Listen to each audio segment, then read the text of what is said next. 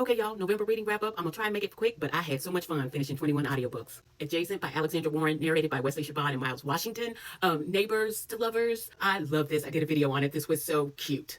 Razor Blade Tears by S.A. Cosby, narrated by Adam Lazare White. This was Ike and Buddy Lee's story. Their sons were married to each other and were brutally murdered. There were so many layers to this. It was just brilliantly done. Read by Aubrey Penn, narrated by Wesley Chabon and Sharif Stevens. Liana and Casimir. This is a Cinderella retelling, kind of, sort of. Casimir comes from a good family, no matter how they made their money. Liana was just trying to do right by her family, trying to make a way. Little mama. Sharif Stevens, I love the performance. I love the story. Love and Sports Ball by Mika James is narrated by Lauren Nichols and Marcella Cox. I love this story, y'all. This is a WNBA player and a personal trainer. Shay and Khadijah, they knew they loved each other. Had a vibe the whole time. It was very realistic, if not a little bit frustrating, but very swoony, very sexy. And that first date was sexy as hell. Across State Lines by Lauren Beale, narrated by Teddy Hamilton and Michelle Sparks. She is a college dropout trying to hitchhike her way across the country back home. She gets in the truck with this highway serial killer who is certifiable, diagnosable. Y'all, this story was wild. I could not look away. Lauren Beale certainly knows how to push my boundaries. Leslie, LMAO by Sabrina B. Scales, narrated by Tony Roberts and Anna Lynn Wright. They are two comedians. This book was everything funny, everything sexy, everything wonderful and romantic. The History Between Us by Ashley James, wonderfully narrated by Teddy Hamilton and Aiden Snow. This is small town romance, best friend's son. Colt is a bull rider. Will is the doctor and Colt's daddy's best friend. Very simple story that kept going in circles, broken up with a lot of sex scenes. Bad Mother by Mia Sheridan, narrated by Vanessa Johnson and Sebastian York. This is Sienna and Gavin. She is my new detective.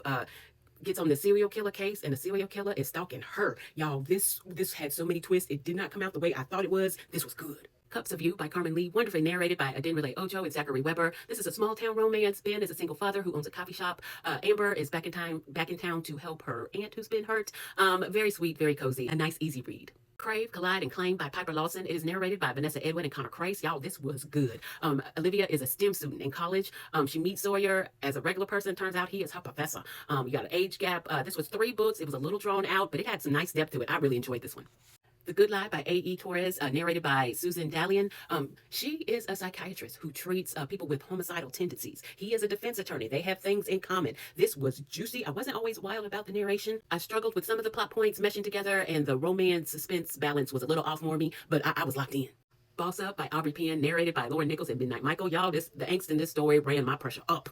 Logan had too many damn problems to be saying no so damn long, and Kamari's mother vexed my soul. But their love story was super cute, and I can't wait for the next one.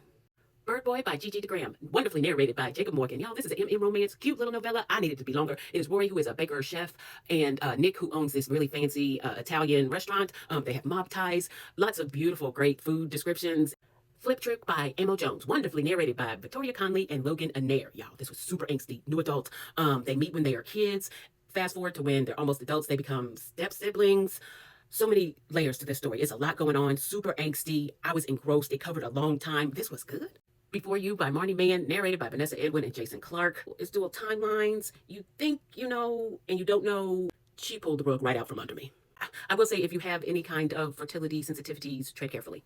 Her Greatest Mistake by Hannah Cow, narrated by CJ Bloom and Teddy Hamilton. This is a hockey romance, second chance, fake dating, daddy. It was a lot going on in this story. A good amount of angst. This was juicy. The Devil Himself by B.B. Easton, multicast narration.